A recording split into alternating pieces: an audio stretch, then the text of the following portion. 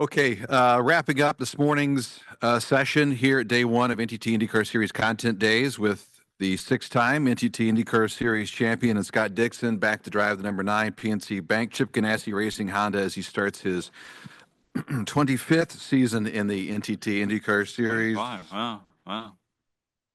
I thought it was only my 24th. Well, it depends on 25th. counting. Yeah. Two more race wins in 2024 in this May.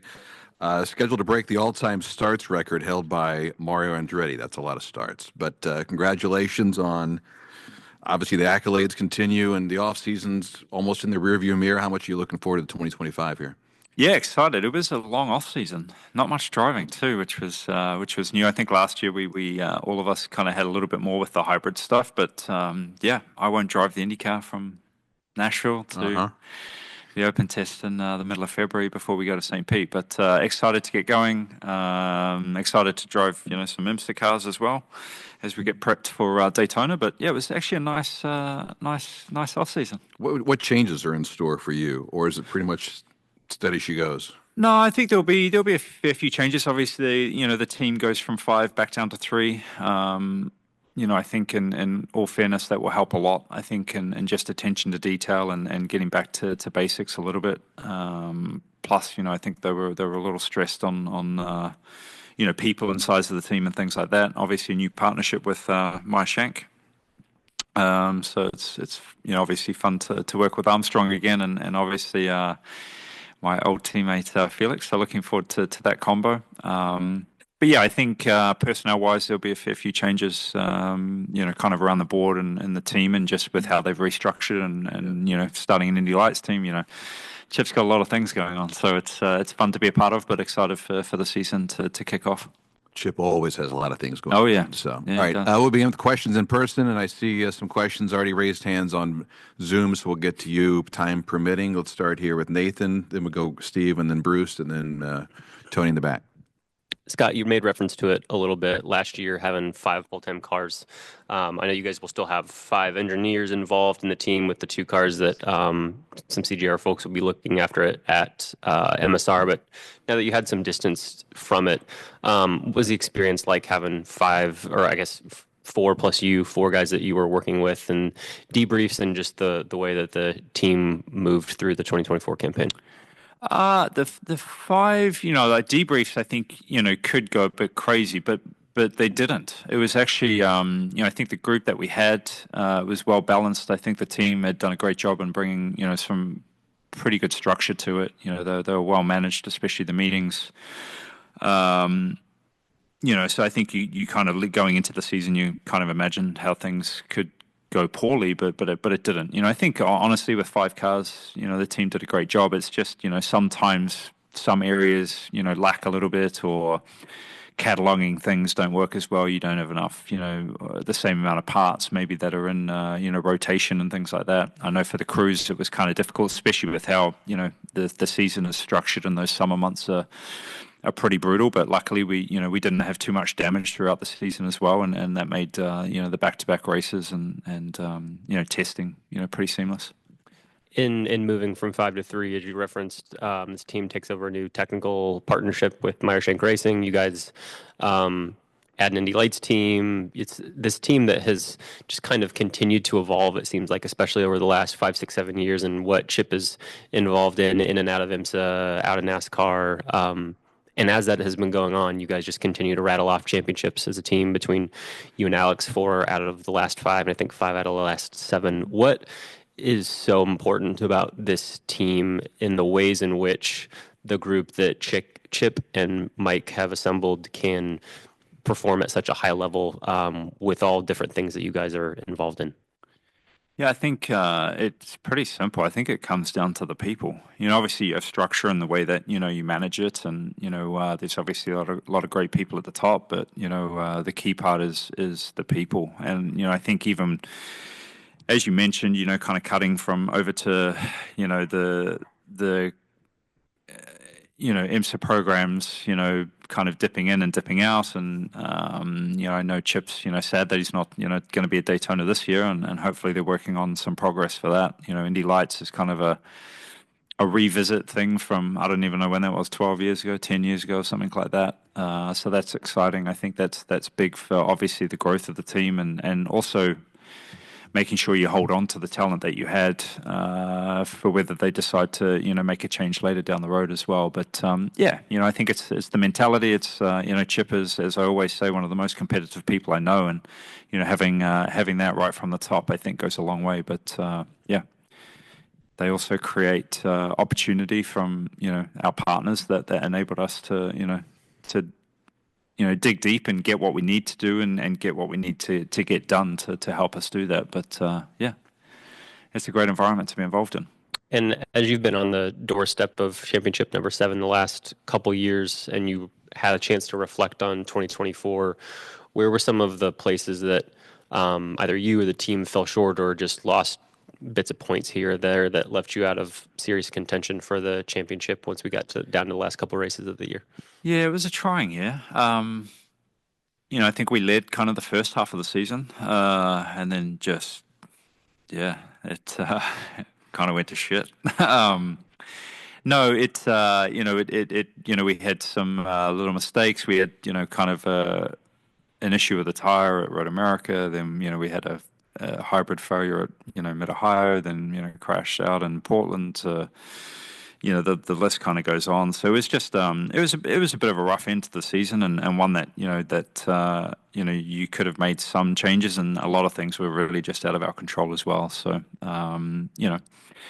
those things definitely make you stronger, I think, going into the season. But I think as a whole, the team ran well. I think our short track oval stuff needed some attention. Road courses were okay. Street courses, fundamentally as a group, qualifying wise wasn't great. Race pace was decent. So we definitely have some big areas and some low hanging fruit, I think, where we can make some big shifts and some big changes for a positive effect. And yeah, looking forward to that. You feel like you're every bit a part of you having a shot with the group that you have together of pursuing that number 7 championship in 2025? Yeah, I think you just, it's all about execution and obviously preparation. Last year, I think we prepared quite well. Execution was maybe not so great on many levels. So, I think the great thing about this series, and also the hardest thing about this series, is just how competitive it is. It's brutal. So you miss a little bit or give up a couple of races, and you're really not going to be in it. So you got to finish all the races. You've got to be quick. You've got to be quick on all disciplines. It's tight right now, really tight, which is great for everybody to watch. Steve. Yep. Ross moved over to MSR. So do you know who your engineer is going to be? Can you tell us? Oh, I don't know. I don't know if I can say. Okay. I can? I don't know. Can you? Oh, I can't say, apparently. Someone that's been there for a long time. So Brad. Brad. Oh, I don't know. He could be. All right. All right. You got it. Have you had a chance to see the new Fox commercial with Joseph? And have you seen it? I haven't seen it. I saw it like it flick past, but I haven't watched the whole thing. So okay. Yeah. Just want to get your take on that, but since you haven't seen it. Yeah, I hope it's great. Okay. Yeah. Fox is going to be a great partner, so I'm looking forward to that. Bruce, and then Tony after that. I'm going to follow up a little bit more on the Fox question. You've been through a lot of TV partners here in your IndyCar career. When you see the level of engagement and promotion and marketing that they're putting into the product, how excited does that make you? And how much is this just what IndyCar needs? Yeah, I think it's big. I think that's kind of what you always ask, even from partners in the past, and sometimes it would kind of click and sometimes it wouldn't. But it seems like out of the gate, they're really excited. They're wanting to make this bigger and better, which is what you really want from partners. So I'm excited for it. I think, a lot of the sports side of it, whether it's been with the NFL or other forms of sports throughout the year or throughout kind of the off season, has been exciting to see. So, a lot of things in the works. I haven't done any of the sets yet today, but I've heard they're pretty extensive, which is exciting too. But yeah, just hope they can blow this thing up, man, and be great for everyone. And also, you've been through a lot of ups and downs in IndyCar as an organization, from some pretty lean years where they weren't really getting much attention at all. And now it really seems like there's a lot of momentum. The Grand Prix of Arlington that's going to happen in 2026, new car on the drawing board, maybe being developed. How satisfied are you to see all of this finally starting to take hold? Super excited. I think excited for the future of the sport. I think we've, as a group, everybody in here has always, seen what the product is. I think getting it in front of, new eyeballs has always been the key, and especially now, I think with the reach that many sports have had, I think even if you refer to the F1 thing, I think that's helping all racing entities at the moment. So excited for that, and I think it was a great time to have that switch with Fox, that they're really going to embrace it. So yeah, I'm excited, man. I hope it's going to be big. Tony, you mentioned teammates earlier. You've worked with and been teammates with some of the best in IndyCar history. You add Elio Castroneves to that coming up in the month of May. How excited are you looking forward to, or how excited are you look forward to working with him? Yeah, I never actually thought about that. Just in the fact that I hadn't got to that portion of the season, but no, it's going to be fun actually. I think with Elio, I've known Elio for 25 or more years with racing against him, so never at a capacity, and especially at Indy, I think where he's a 4-time champion, so it's going to be exciting to see what they do, how he works, that race just by itself. But yeah, it'll be a lot of fun. I know that with Elio, it's always a lot of fun, just hanging with him. But yeah, excited to see his insight of what's made him so successful at the Speedway. What continues to drive Scott Dixon? I think your son's starting to get into racing a little bit more now too, and I think maybe had a go-kart or a pedal kart. But what continues to drive Scott Dixon forward here? And it's been 25 years since you won the Indy Lights Championship in the next. That's kind of unfathomable to think about. You're still on top of your game 25 years later. I think again, it's just the competition. It sucks to get beat, and I hate it. So I think that's what drives you. As I've always said, it's weird how you don't really think too much about the championships you won. It's always the ones that you kind of lost, and even kind of going to a different level about the races that you lost over certain things, or just not getting it right. So the fire burns strong, man. So it's I'm looking forward to get after it for another year. Let's go Eric, and then Ben, and then David after that. Go ahead, Eric. Speaking of sucks to get beat, do you feel, we talked about Alex, going for 3 in a row, and Joseph going for 3 500s in a row. Do you feel like we're overlooking Scott Dixon, a 6-time champion, and we're not? Are we going to wake a sleeping giant and come September? No, yeah, I'm fine with flying under the radar, man. That's what I love the most. So yeah, just keep those guys working flat out. That sounds good to me. And speaking of the champions, I feel like this championship has been won in several different ways lately. I mean, you look at Alex last year and Will a couple of years before that, but then Alex had 5-6 wins the season between that. How much out of your 6, and now we are going into your 25th season, has winning this championship evolved? And how do you balance the aggression versus taking a good points day, knowing that you almost have to be perfect to win this title now? Yeah, it's definitely played, I think, into how we've won some championships throughout the years. Even looking back to Dario's championships, where consistency is key. I think my first championship, I DNF'd 6 races. I think there was only 16 races that season too, and only finished 10 of them, but still won it. You couldn't do that these days. It's not even possible. So. Yeah, you've really just got to, if you're having a bad day, you've got to get the most out of it. And Alex, I think him and the 10-car team last year was a huge testament to that. His rough weekends, where they just, one maybe had an issue in qualifying or something, but were still able to pull out a top 5 or a top 4, is those are the days that win you the championship. So, I think the both of us only had 2 wins last year. But still, for him to come away with the championship and go into the last race with a pretty healthy, Will made it a little bit easier for him, I think, with the Milwaukee situation. But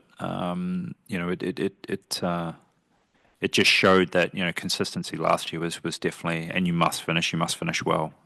They did a great job, a really good job. Ben, then David. Ben. Hey Scott, Happy New Year. Happy New Year. Scott, you mentioned earlier about like the execution in terms of kind of getting results and stuff for heading into this year. In terms of the team dynamic, how do you think that's going to change in terms of how the team runs kind of on a day-to-day basis? Day-to-day stuff, I don't think will change much. I think at track presence may be a little bit different, just with groups and how they're structured, I think throughout. I think some of those details still haven't kind of been defined yet. I think once we get kind of closer to February test, we'll understand a little bit more to that. But, you're not going to change something that's working, right? The team's still been winning championships. You can kind of take that to a different level on, which, stand or which group of people that you're working with on your own, the 9 car or the 10 car or the 8, things like that. There'll definitely be some changes, I think, on that front. But, I think as far as how the group works, we'll stay pretty similar. Excellent. And in terms of like the races this year, outside of the Indy 500, which are you most looking forward to? The first one, St. Pete. I want to win that one. Awesome. Thanks. Thanks, man. David.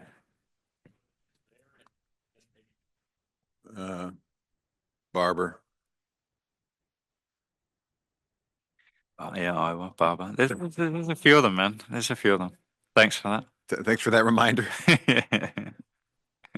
David Land. Bruce mentioned it. Something I think we're all looking forward to in hopefully 2027 is the new formula. What boxes as a driver does that new formula need to check? I don't know. I haven't heard much about the whole new formula or what's coming or if anything's coming. I know there's a car supposedly happening in 27, but have you seen it?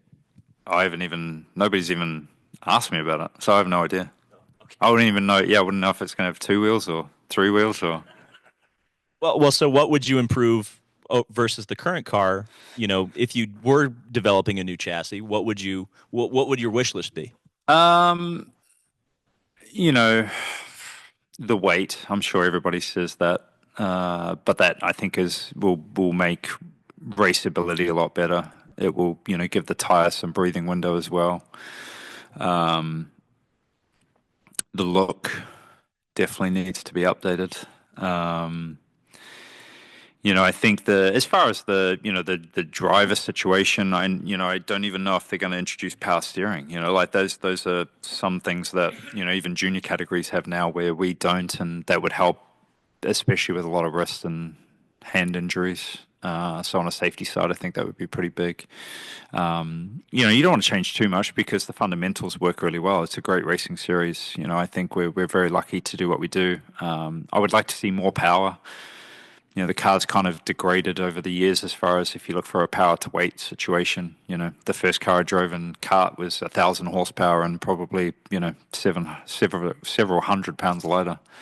So if they could get back to a faster car, it would be kind of cool. A lot of circuits we go to are only maybe a couple of seconds quicker than in an Indy Next car. So, yeah. Something that I remember you mentioning probably a year or two ago, specifically about the super speedway racing, is that the current car is maybe too aero efficient. Could you kind of expand on that a little bit?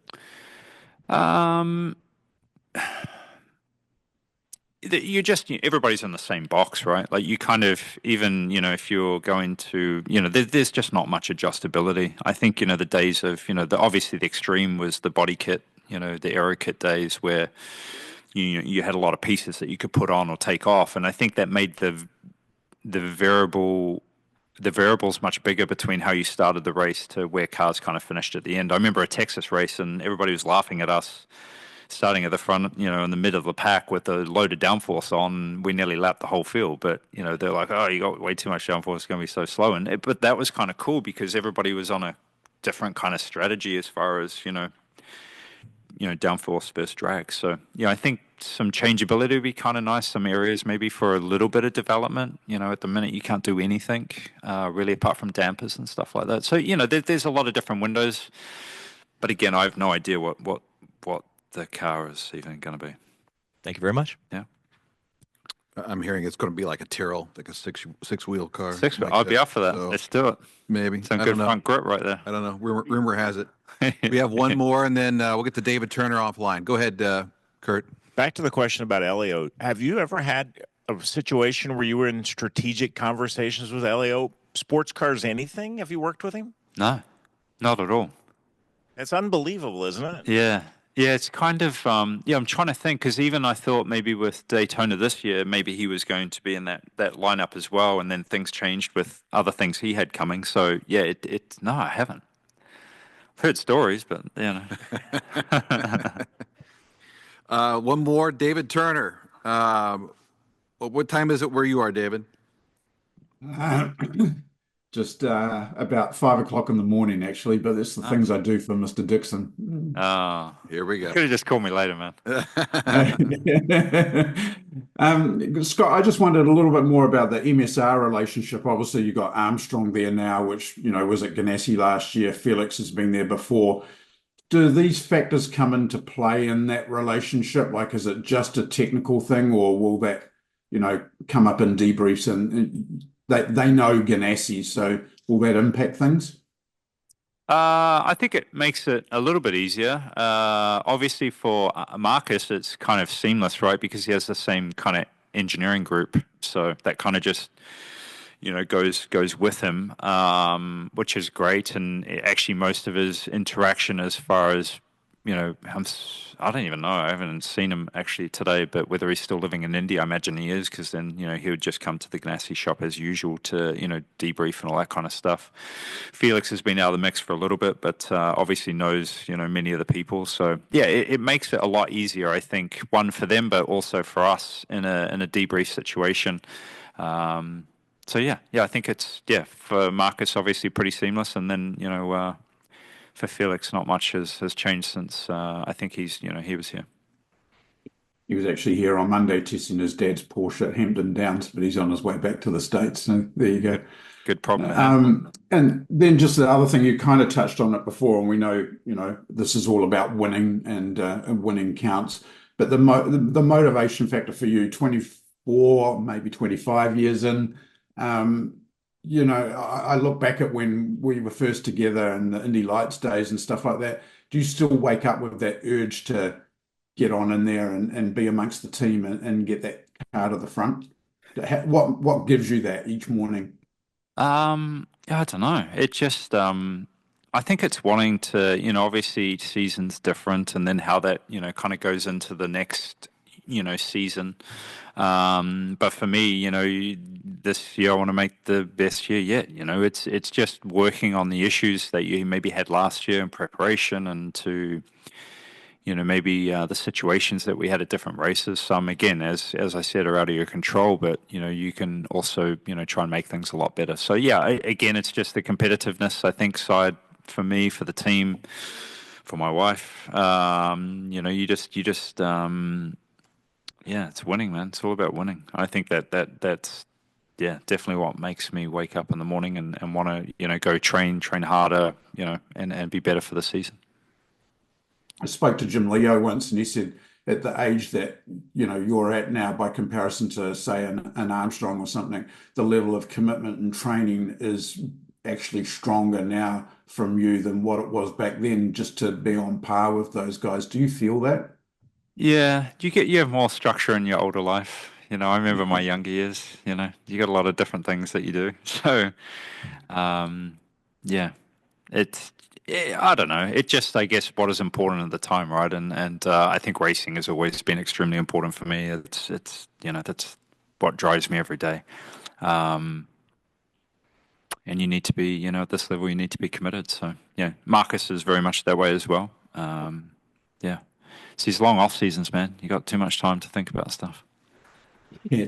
And just finally, I'll let you go. The relationship, obviously, on the stand and having Mike Hull there again, just how important is that consistency for you with someone like him there? You've been together as a combo for a long time.